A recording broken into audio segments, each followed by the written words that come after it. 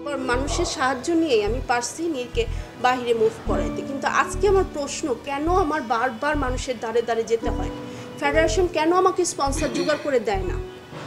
কেন আমার এত এত মানে প্রতিকূলতার মধ্যে যেতে হয়? আমার আজকে আপনার সবার কাছে প্রশ্ন। আর কতদিন আমি কিভাবে নীরকে, এই যে একটু পরে কিছুদিন পরে আমি আর নীরকে মানে আগাতে পারবো না, কারণ নীরের এজ হয়েছে, তখন আমি চিন্তা করবো যে আমার তো কোনো আর্ন নেই, আজকে বাংলাদেশ নেভিতে আছে বলে, কন্ট্রাক্ট ক্লিয়ার আছে বলে একটা মান্থলি খরচ পাই, সেটা আমি দিয়ে চলতে থাকি, কিন্তু আর কতদিন?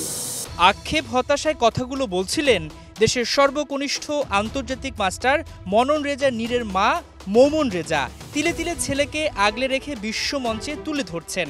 কিছু ক্ষেত্রে ফেডারেশন এগিয়ে এলেও বিভিন্ন টুর্নামেন্টে খরচের বড় অংশ যোগাতে হয় মাকেই। তাতে শঙ্কা জেগেছে, জ্বলে ওঠার আগেই নিভে যেতে পারে নীরের আলো। বিষয়টি নজরে আসতেই নীরের পাশে দাঁড়িয়েছেন বিএনপির ভারপ্রাপ্ত চেয়ারম্যান তারেক রহমান।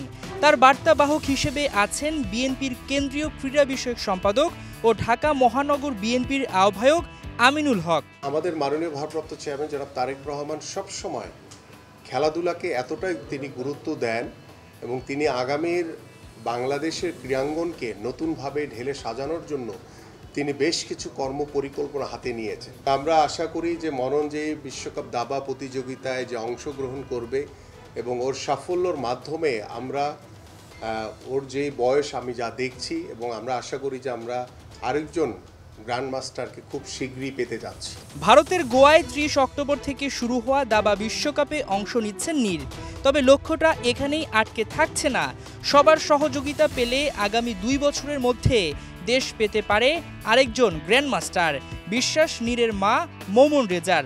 একটা পর্যায়ে এসে নীর থেমে গেছে। আমি আপনাদেরকে ক্লিয়ার করি, আজকে বাংলাদেশে কেন জিএম হয় না, একটা পর্যায়ে এসে থেমে যায়। কারণ তাদের ট্রেনিং নাই। আমরা আপার লেভেলে ট্রেনিং দিতে পারি না। আমি যদি নীরকে এখন 2 মাস ইন্ডিয়া ট্রেনিং দেওয়াতে পারি ম্যাট্রিকের পরে, আমি নীর 1 বছরের মধ্যে জিএম হয়ে যাবে, যদি 2 মাস বড় কোনো জিএম দিয়ে আমি ট্রেনিং দেওয়াতে পারি। কিন্তু আমার সেই সামর্থ্য নাই, ওরা হিউজ পরিমাণে টাকা নেয়। আজকে নীর যদি বিদেশ চলে যায়, কার ক্ষতি? দেশের ক্ষতি হবে না? নীর তো নীরের মতো চলে যাবে, বাইরে চলে যেতেই পারে, কিন্তু আমি চাই আমার দেশের জন্য নীর কিছু করুক। দেশের 6ষ্ঠ গ্র্যান্ডমাস্টার বা 7ম গ্র্যান্ডমাস্টার যেটাই হোক, এবং শুধু গ্র্যান্ডমাস্টার না, ও সুপার গ্র্যান্ডমাস্টার হওয়ার চিন্তা ভাবনা করি।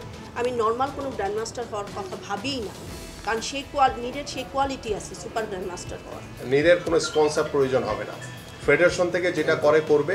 আর নীরের পাশে আমি এবং আমার দল এবং আমাদের মাননীয় ভারপ্রাপ্ত চেয়ারম্যান জনাব তারেক রহমান সবসময় থাকবে ইনশাআল্লাহ। ধন্যবাদ। খেলতে যাওয়া হচ্ছে কি হচ্ছে না তা নিয়ে কেটে গেছে শঙ্কা। মাথার খেলা দাবার লড়াইয়ে নামার আগে নীরের মাথা থেকে নেমেছে সব চাপ। এবারে বাংলাদেশকে বড় কিছু এনে দেওয়ার পালা। আসলে আমি কখনো একা ছিলাম না, আমার মা আমাকে সবসময় সাপোর্ট দিয়ে গেছে, যেমন আমার ন্যাশনাল চ্যাম্পিয়ন হওয়ার দিক থেকে। অবশ্যই আমার আশা আছে, আমি আমার বেস্টটা দেওয়ার চেষ্টা করব, এবং অবশ্যই বিএনপিকে ধন্যবাদ তারেক রহমান স্যারকে এই সময় আমাকে হেল্প করার জন্য।